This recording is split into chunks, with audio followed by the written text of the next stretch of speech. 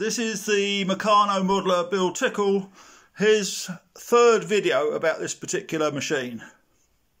It has a grain tank and a table that goes up and down.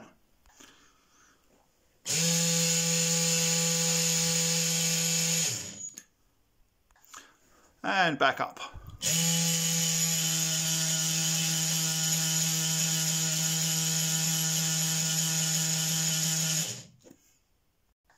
It has power steering.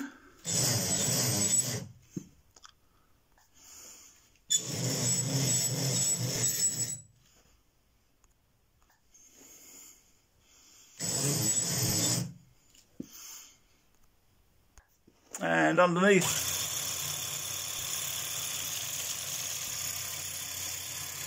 even a blower